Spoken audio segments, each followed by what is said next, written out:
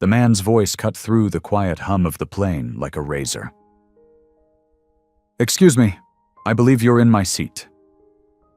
Simone Carter's exhaustion weighed heavily on her, a burden she had carried for weeks now.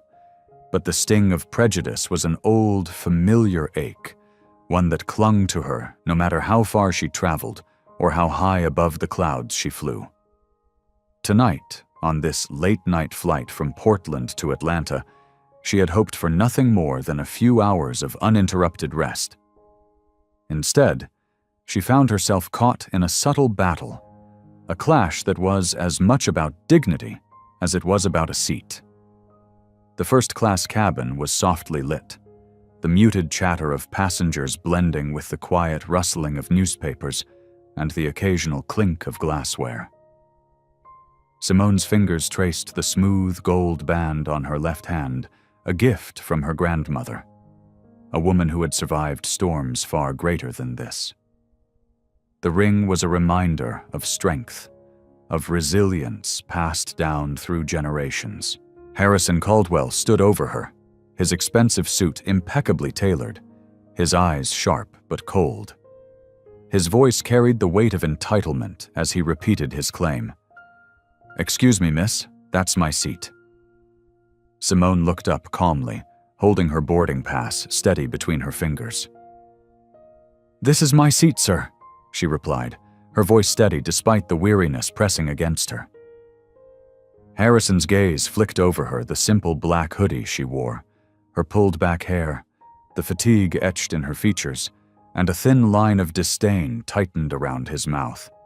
"There must be some mistake," he said, as if the very idea of a black woman in first class was an error to be corrected. Rachel Nguyen, the young flight attendant, approached with a practiced smile that didn't quite reach her eyes. "Let me take a look at your boarding passes, please," she said politely, sensing the tension but hoping to diffuse it. Simone handed over her pass without a word. Harrison rummaged through his pockets theatrically before producing his own. Rachel's brow furrowed slightly as she scanned the seating chart on her tablet. "Sir, your seat is actually the aisle 15B. This is 15A, the window seat." Harrison's face flushed, the color rising from his neck to his hairline, betraying an irritation he struggled to hide. "That's impossible. I always get the window seat," he insisted, his voice rising just enough to draw the attention of nearby passengers. Simone closed her eyes briefly, fighting the urge to respond sharply. She had long learned that battles fought with calm were often the ones most worth winning. "I understand your preference," Rachel said, her tone gentle but firm. "Unfortunately, all the window seats in first class are taken tonight. Would you like to move to premium economy? There is a window seat available there." "Absolutely not," Harrison snapped, the entitlement spilling over. "I paid for first class and expect the seat I purchased." Nearby passengers shifted uneasily, some whispering, others simply watching. Devin Brooks, another flight attendant, offered to help with carry-ons, his steady presence a small comfort amid the growing unease. Harrison settled into 15B with a show of distaste, sanitizing the armrest between his seat and Simone's, as if trying to cleanse himself of her mere presence. Simone returned to the biography of Shirley Chisholm. She had been reading stories of women who refused to be confined by the narrow expectations of others. After several minutes of silence, Harrison broke it with a comment that dripped with condescension. "That book, wouldn't you prefer something lighter? Perhaps a romance novel?" Simone looked up, surprise flickering in her eyes before hardening into resolve. "I find inspiration in stories of people who overcome systemic barriers," she said evenly, "especially women who refuse to be defined by others' expectations." Harrison shifted uncomfortably, the words landing with a weight he hadn't anticipated. "Well, we all have our interests, I suppose." The plane's safety demonstration began, the flight attendants' voices filling the cabin with practiced professionalism. Simone noticed Harrison's gaze lingering on Rachel Nguyen as she moved through the aisle, his eyes tracking her with an intensity that made her instincts prickle. "Frequent flyer?" she asked casually. "Every week for the past 20 years, he replied, a thin smile flickering across his lips. "Wholesale medical equipment. I have clients all over the country." "Must be exhausting," Simone offered. "Worth it for the lifestyle it provides," Harrison said, glancing pointedly at her simple gold band. "What about your husband? What does he do?" Simone's jaw tightened briefly as she twisted the ring on her finger. "I'm not married," she said simply. This ring belonged to her grandmother, a symbol of a legacy that transcended personal circumstance. Harrison's expression flickered, a brief flash of something unspoken, before he masked it with cold calculation. "I see. And what brings you to Atlanta?" "Work," Simone replied, withholding details she had learned to keep close. Harrison's next question was laced with subtle judgment.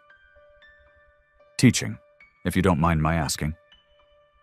Simone's eyes narrowed slightly, but she kept her voice even.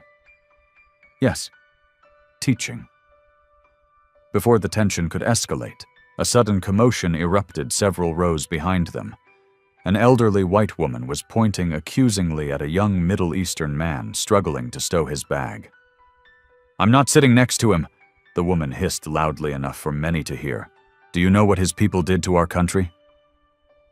The young man's face burned with humiliation. "I was born in Michigan," he said quietly.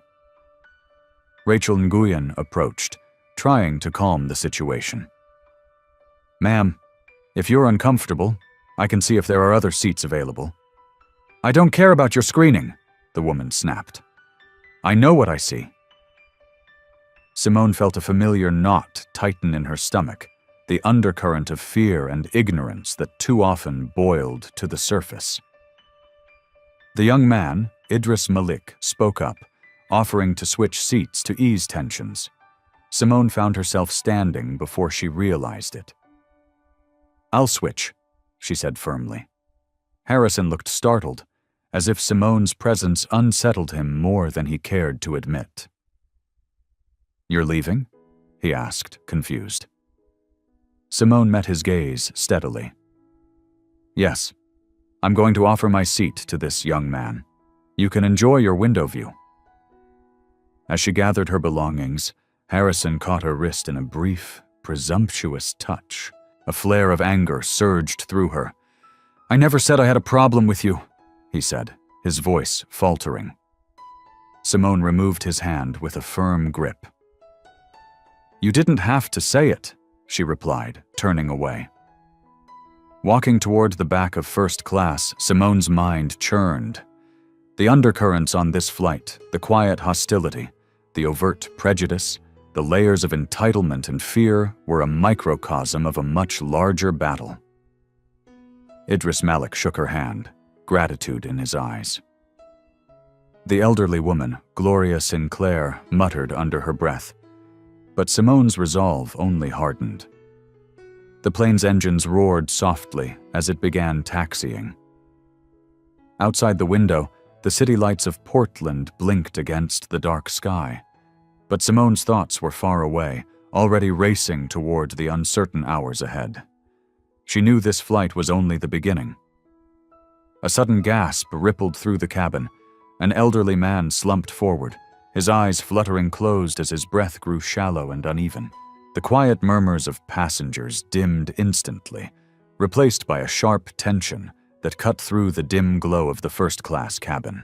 Simone Carter's heart quickened, but her face remained composed as she rose smoothly from her seat.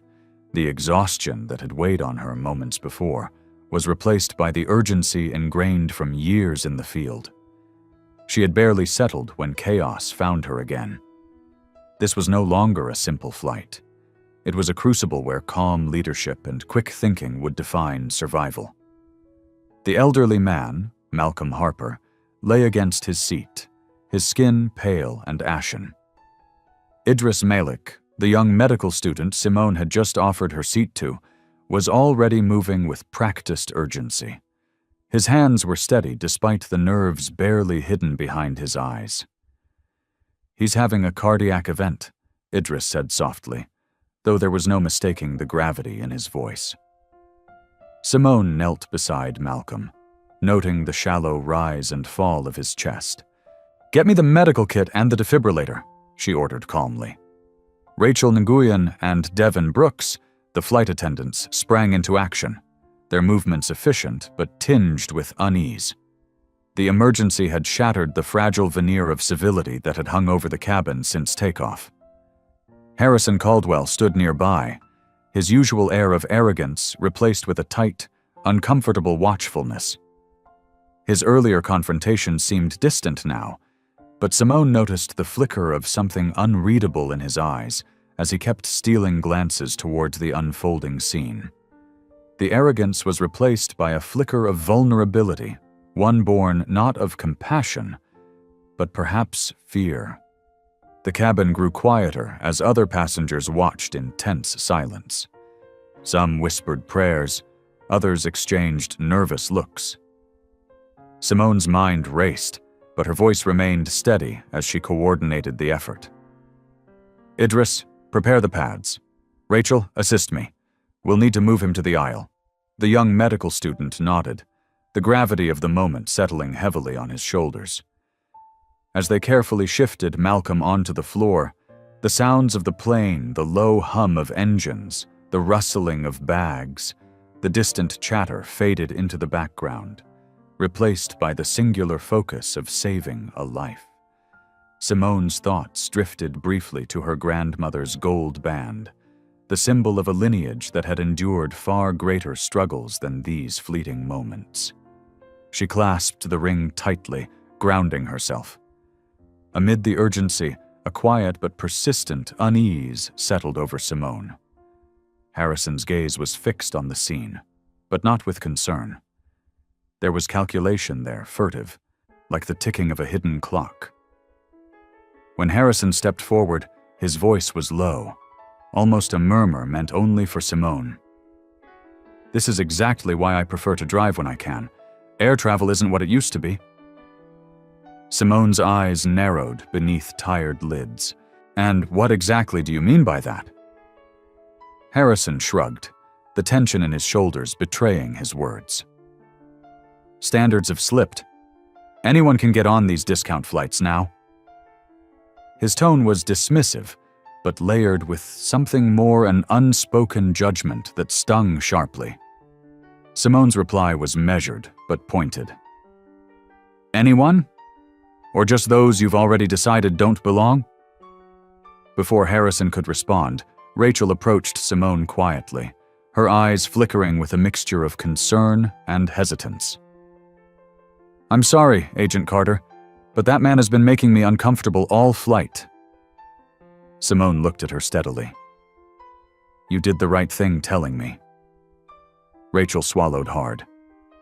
"He's a platinum member, flies this route every week. Complaining isn't easy when customer satisfaction scores affect reviews. But something felt off, especially the way he watched Malcolm Harper before the emergency. The pieces began to align in Simone's mind, Harrison's calls in the terminal, his insistence on seats, his discreet inquiries about Malcolm. There was more beneath the surface than mere prejudice. As Idris worked steadily to stabilize Malcolm, Simone's gaze swept the cabin. Passengers whispered. Some stared, many unaware of the deeper battles unfolding. The plane, once a sanctuary, now felt like a stage for a conflict far larger than any of them. The captain's voice broke over the intercom, calm but serious. "Ladies and gentlemen, we will be diverting to Centennial Field International Airport due to a medical emergency. Please remain seated and follow crew instructions." Simone exhaled slowly, the weight of the night pressing heavier still. She glanced at Idris, gratitude and respect reflected in their shared eyes. As the plane banked toward the city below, Simone's phone buzzed silently in her lap. A message from the Atlanta field office flashed on the screen. "Surveillance active on warehouse linked to Caldwell. Strike team on standby. Confirm status on landing." Her mind sharpened. The flight had become more than a passage. It was the first step into a labyrinth of corruption and danger that stretched far beyond the skies. The red glow of the city lights spilled through the window, but Simone's focus was elsewhere, already planning the next move in a game where lives, dignity, and justice were at stake. As the plane diverts to land at Centennial Field International Airport, Simone's phone buzzes with an encrypted message. Surveillance confirmed on a warehouse tied to Harrison Caldwell.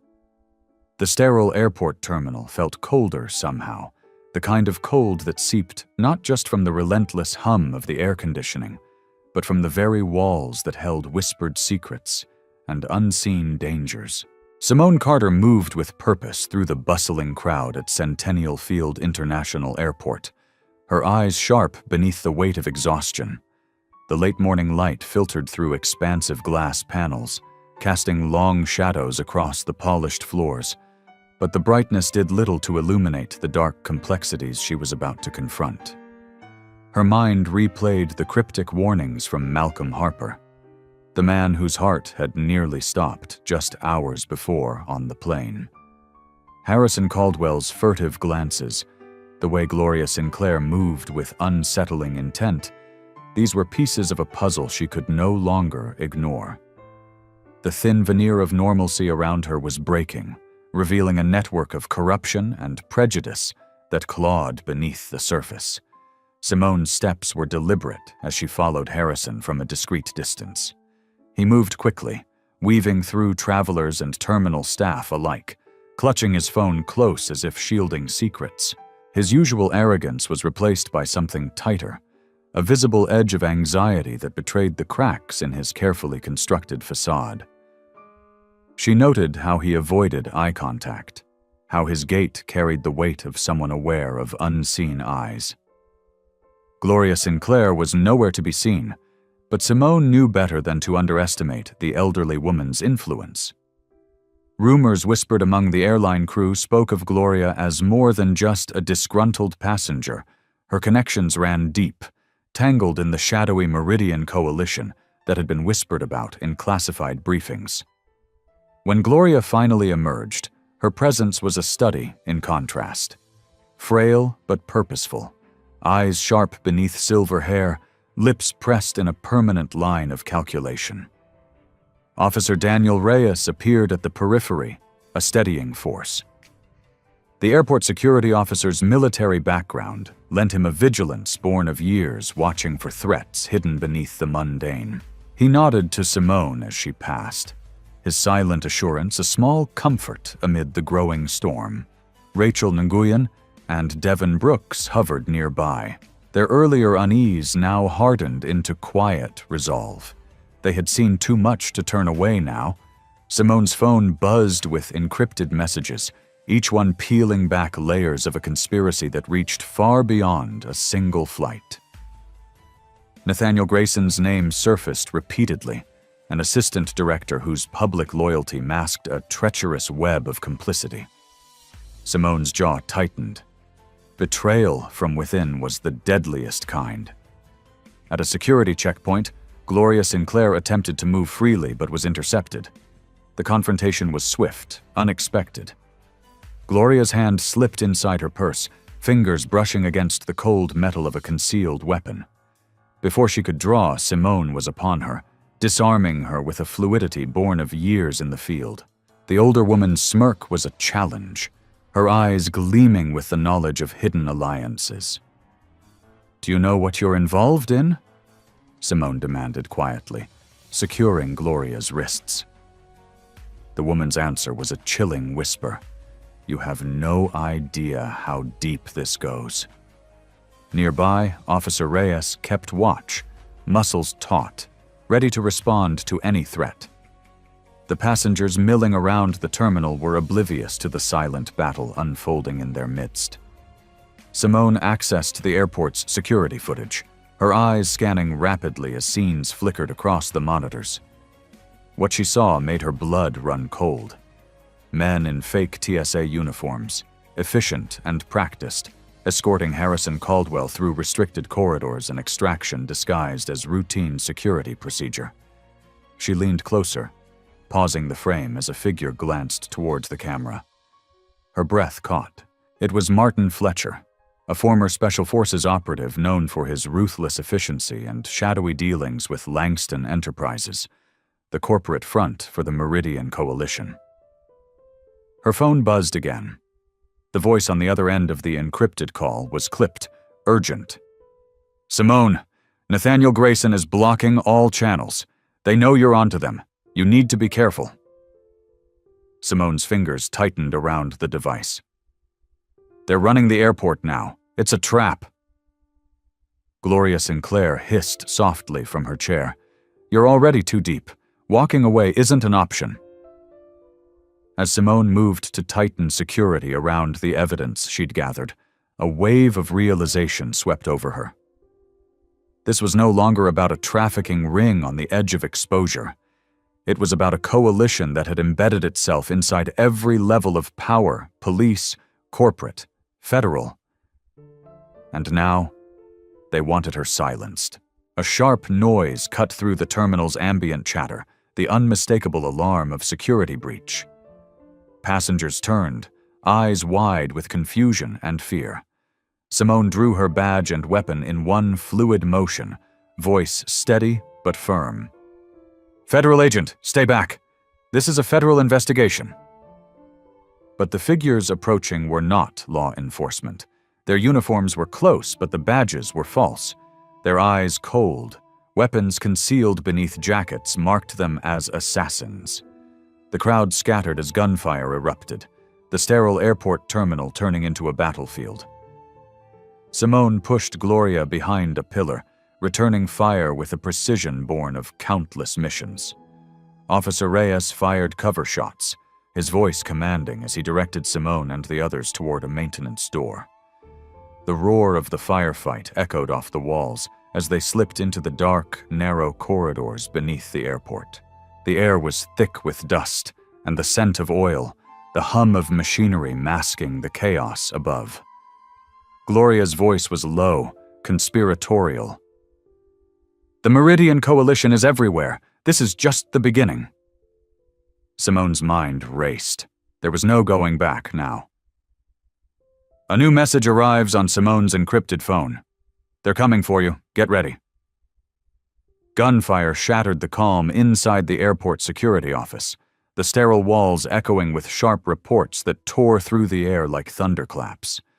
The quiet tension that had gripped Simone Carter since the flight's unsettling moments exploded into chaos. False agents, posing as FBI operatives, moved with ruthless precision, well-trained, heavily armed, and unyielding in their mission to eliminate anyone standing in the way. Simone's instincts took over immediately. Without hesitation, she drew her weapon, her movements fluid and practiced. 2 shots rang out, one finding a man's shoulder, the other grazing a leg as she pushed Gloria Sinclair behind a filing cabinet. Gloria's eyes held a smug defiance, unshaken by the violence that erupted around her. She was a piece of the dark puzzle Simone had been unraveling, and even now, she played her role with chilling composure. Officer Daniel Reyes dove for cover, returning fire with steady bursts. His military training was evident as he covered Simone's retreat, buying precious seconds in a battle that seemed to come from every shadow. The air was thick with gunpowder and fear, broken only by shouted commands and the sharp reports of suppressed weapons. Simone's mind raced as she assessed the odds. The imposters were too well prepared, their weapons unfamiliar but deadly. The true FBI was nowhere near to intervene. Survival meant movement, fast, silent, and decisive. With a quick nod, Simone grabbed Gloria's arm, pulling her toward a narrow maintenance door concealed behind a filing cabinet. "You're coming with us," she said, voice firm and resolute. Gloria struggled, her glare cold and unyielding. "I'll take my chances here," she hissed. "That's not a request," Simone replied, dragging her through the door as bullets thudded into the wood behind them. The maintenance tunnel was dim and cramped, forcing them into a single file. The faint hum of machinery and distant echoes created a surreal backdrop to their flight. Simone kept her weapon trained ahead, alert for any sign of pursuit. Gloria's voice broke the silence, softer now but laced with contempt. "You think you're the first to try and bring down the Meridian Coalition? They control everything: judges, law enforcement, corporations. They'll come for you with everything they have." Simone's grip tightened on her pistol. "Then I'll be ready." Ahead, the tunnel branched into a labyrinth of corridors, utility shafts, and forgotten passageways. Simone consulted the small light on her phone, its glow casting long shadows. She guided Gloria through blind spots in the surveillance network, moving deeper into the underbelly of the airport. Suddenly, footsteps echoed from behind. Simone pivoted, weapon raised, to find Idris Malik and Malcolm Harper emerging from the darkness. Malcolm's face was pale but determined. Idris's eyes burned with a fierce resolve. "We couldn't leave you," Idris said quietly. Together, the four of them navigated toward an emergency exit, the weight of the evidence they carried heavier than any physical burden. Malcolm's documents contained months of meticulous records, financial trails, communications, and incriminating photographs tying the Meridian Coalition to a sprawling network of crime and corruption. Simone thought of her grandmother's ring again, a symbol of endurance passed through generations. This fight was bigger than any one person. Their path was suddenly blocked by a group of armed men, Grayson's men flanked by cold-eyed mercenaries. The firefight resumed, the echoing gunfire forcing them to scatter through service shafts and maintenance rooms. Officer Reyes's sacrifice came swiftly and silently. He held the line, covering their escape even as he was struck down. Simone's heart clenched, but her resolve hardened. She would carry his bravery forward. As they burst into the cavernous parking garage, thick smoke curled around the dimly lit rows of vehicles. Flames licked at the concrete pillars, turning the space into a crucible of fire and fury. The explosion that had rocked the terminal was no accident. It was a message meant to intimidate and erase. Simone pulled Gloria behind a battered SUV, eyes scanning for threats. The fire's heat was relentless, but her focus was sharper still. This was a war for truth, and the stakes were life itself. A harsh voice cut through the chaos Nathaniel Grayson's. He stepped into view, flanked by armed guards, his expression unreadable but fierce. "You're outnumbered, Simone. This ends tonight," he said coldly. Simone leveled her weapon, her voice steady. "It ends when the truth comes out, and I'm not the one who should be afraid." The air between them crackled with tension as the first responders' sirens wailed in the distance. Help was coming, but so was the reckoning. Simone's phone buzzed in her pocket. A breaking news alert splashed across the screen. The Meridian Coalition exposed officials implicated in Atlanta trafficking scandal. Her fingers trembled briefly before she locked the screen. The fight was far from over, but the tide was turning. Simone's phone buzzes with a breaking news alert. The coalition's crimes are going public, but a new danger looms. The flames licking the cold night air consumed the parking garage in a fiery roar, casting flickering shadows that danced wildly against the concrete pillars. The explosion had shattered the illusion of safety, the acrid smoke curling upward as if trying to cleanse the dark secrets buried beneath the asphalt. Simone Carter moved cautiously through the thick haze, her senses sharpened by the urgency of the moment. The heat pressed against her skin, but it was nothing compared to the fire burning within her, a relentless drive to see justice done. Her mind flickered back to the brief moments before the inferno, when the corridors had echoed with the desperate footsteps of betrayal and survival. She had been forced to split from Idris Malik and Malcolm Harper, a painful choice made in the hope that dividing would increase their chances of escape and the preservation of the evidence they carried. The weight of that decision lingered like a shadow, but there was no time for regrets. The airport's sterile lights flickered uncertainly through the smoke, reflecting off the scattered debris and abandoned vehicles. Simone's grip tightened around her weapon as she navigated the maze of burning metal and fractured glass. Every step was measured, every sound amplified in the eerie quiet between the crackling flames. Gloria Sinclair was beside her, still calculating, still defiant. The older woman's cold eyes scanned the destruction as if already plotting her next move.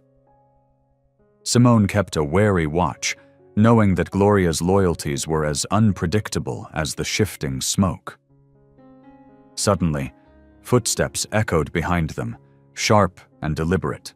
Simone spun, weapon raised, to face Nathaniel Grayson emerging from the smoke, flanked by armed men. His presence was a dark cloud, the embodiment of the corruption that had threatened to consume everything. "You're far from safe, Simone," Grayson said, his voice low and venomous. "This fire will burn more than just a parking garage. It will burn your hopes to ashes." Simone met his gaze steadily. "The truth will not be consumed by flames. You underestimate the power of exposure." The tension between them was electric, each waiting for the other to make the first move. Grayson's men shifted, weapons poised, but the distant wail of sirens grew louder. Backup was on the way. A sudden barrage of gunfire erupted as Simone took cover behind a battered vehicle, returning fire with precision. The battle was fierce but brief. Grayson's men were skilled but reckless, their confidence shaken by the arrival of local law enforcement. Simone seized the moment, sprinting toward the stairwell leading back into the terminal. Gloria followed, her expression unreadable as they disappeared into the smoke-filled passage. Back inside, the atmosphere was thick with anticipation. Television screens flickered in the terminal bar, broadcasting breaking news that rippled through the crowd. "Atlanta's shadow network exposed. Officials implicated in human trafficking scandal," the headline screamed. Faces in the crowd turned toward the screens, a mix of shock, disbelief, and grim recognition settling over them. Simone paused, her breath heavy, as she watched images of financial documents, covert communications, and photographs of high-ranking officials entwined with known criminals flash across the screen. Among them, Nathaniel Grayson's face was prominently displayed, a stark reminder that betrayal often wore the guise of trust. Her phone buzzed again, a final encrypted message from Idris. "Evidence secured. Deadman switches deactivated. Meeting location changed. Proceed with caution." Simone allowed herself a brief, weary smile. The Meridian Coalition's operations had been crippled, their shadows forced into the harsh light of exposure. But the path ahead was uncertain, littered with dangers that would test every ounce of her resolve. As she stepped onto the city train, the familiar hum of the tracks beneath her feet was a bitter-sweet reminder of the journey yet to come. She touched the gold band on her finger, her grandmother's ring, a symbol of endurance passed through generations who had faced far greater storms. Behind her, Idris watched her departure from a distance, a burner phone clutched tightly in his hand. Malcolm Harper was already on a private flight to a secure location, the evidence spreading across networks faster than the coalition could contain it. Gloria Sinclair, caught in the inferno, would never stand trial. A ghost swallowed by fire and smoke. Nathaniel Grayson remained at large, the subject of a nationwide manhunt. The game was far from over. Idris sent one final text. "The journey of justice is never complete. Until our paths cross again, Agent Carter." Miles away, as his plane lifted into the clouds, Malcolm Harper read the message on his own device and smiled faintly. Phase 1 was complete. The Meridian Coalition was exposed, its operations crippled. But there were other coalitions, other networks lurking in the shadows. The fight against trafficking and corruption would continue with Simone Carter, now a crucial piece on the board. The real game was just beginning. The final encrypted message from an unknown source hinted that the Meridian Coalition was only one piece of a larger, more dangerous puzzle. The headline blared across screens nationwide: Atlanta's shadow network exposed, officials implicated in human trafficking scandal. In homes, coffee shops, and transit stations, people stopped to watch the unfolding story, their faces reflecting a mix of shock, disbelief, and the weary acceptance of truths long suspected.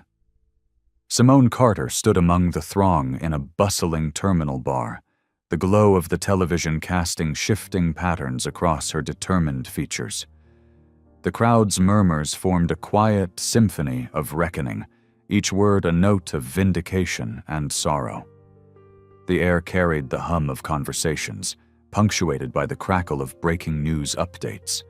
Reports detailed the painstaking evidence gathered over months, financial ledgers exposing money laundering, encrypted communications linking high-ranking officials to the Meridian Coalition's illicit operations, and photographs that betrayed smiles alongside criminals. Among the faces on the screen, Nathaniel Grayson's cold stare served as a stark reminder of betrayal from within. Simone's fingers brushed the worn gold band on her left hand, a touchstone of endurance inherited from her grandmother. The ring was heavier now, a weight of responsibility she both bore and embraced.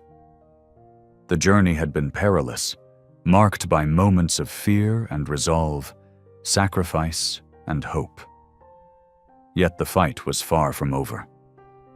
She glanced toward Idris Malik and Malcolm Harper, who were nearby, quietly discussing next steps with a measured urgency. Malcolm's expression was weary but resolute. The toll of months of whistleblowing showed in his eyes.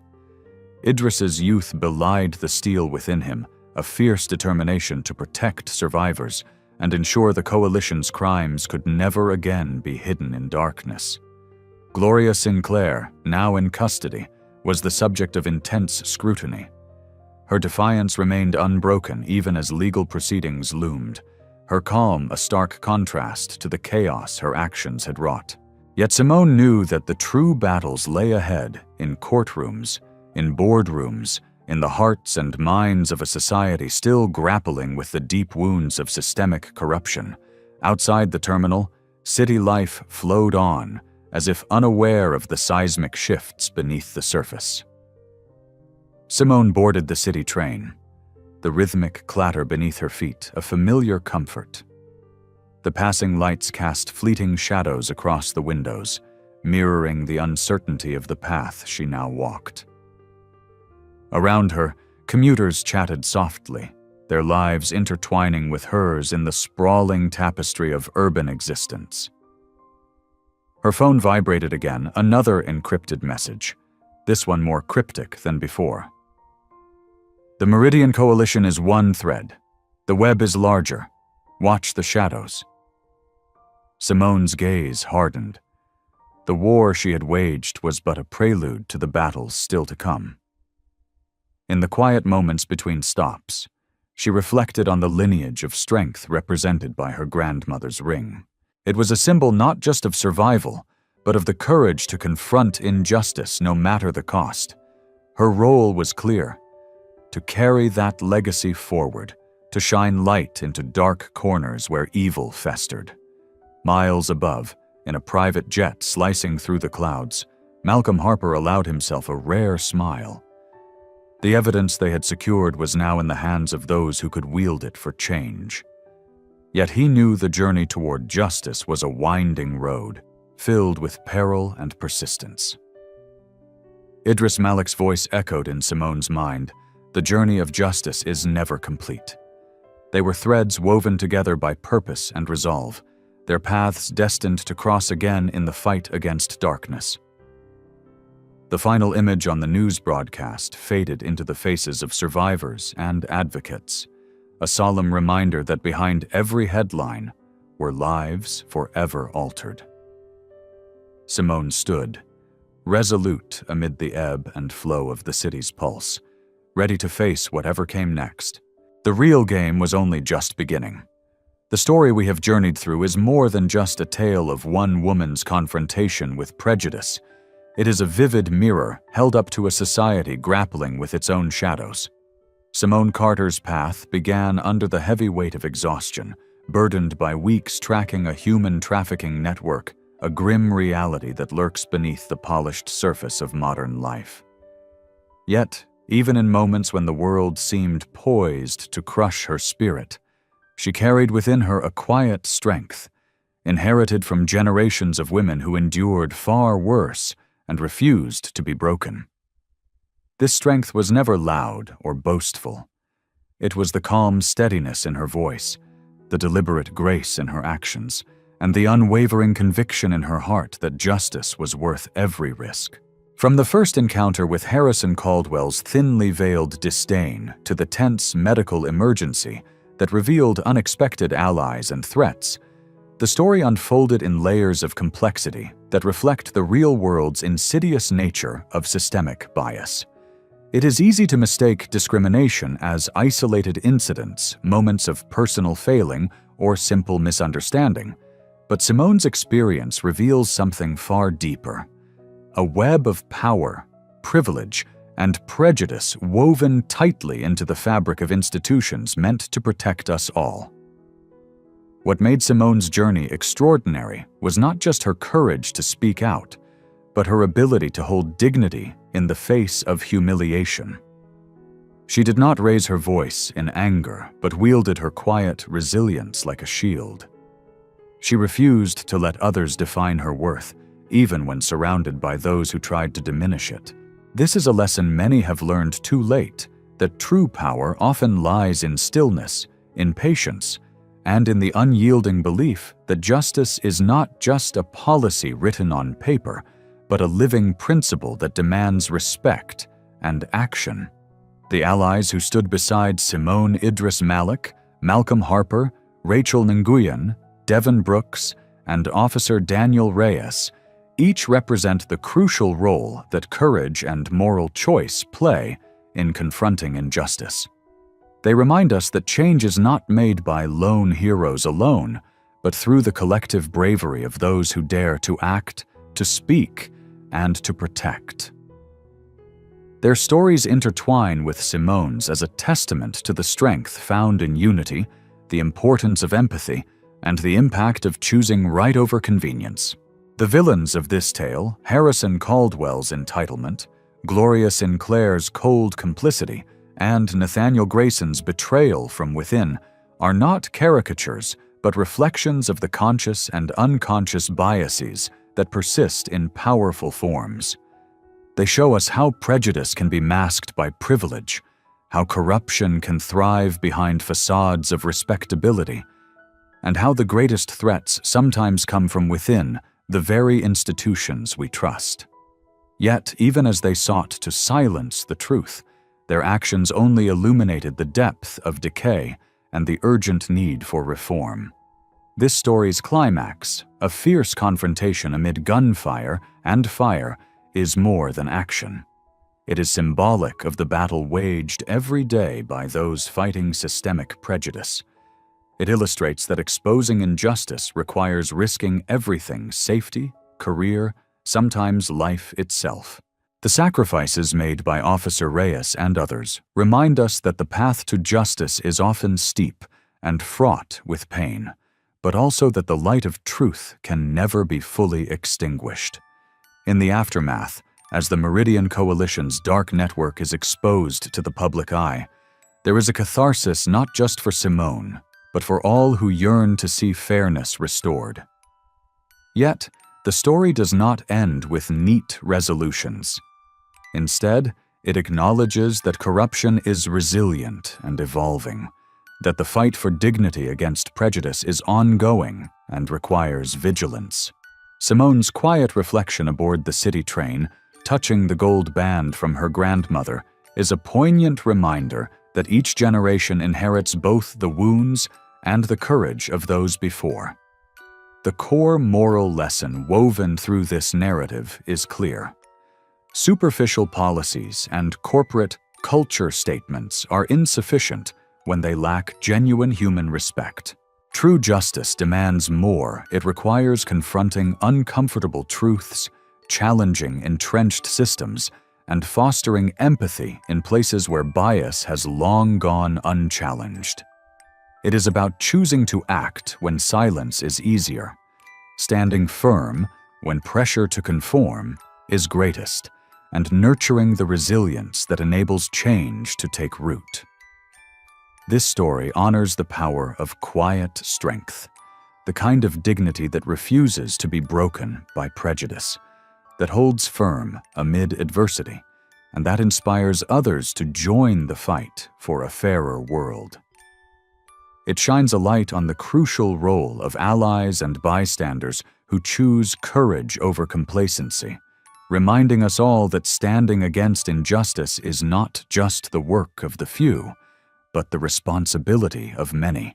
Simone Carter's journey teaches us that while one voice may seem small against the roar of systemic bias, it can spark a movement. It is the ripple from that single stone cast into the still waters that eventually shapes a tide powerful enough to wash away corruption. This story is a call to remember that dignity is not given. It is claimed through persistence, courage, and an unyielding belief in justice. The philosophy remains: justice is not merely a policy to be followed, but a living practice of respect, courage, and human kindness. If this story moved you, if you believe in the power of one voice to challenge injustice, then please leave a comment with the number 1. Subscribe to our channel to hear the next story of quiet strength and the ongoing fight for justice. Your voice matters. Your courage matters. Together, we keep the light of dignity burning bright.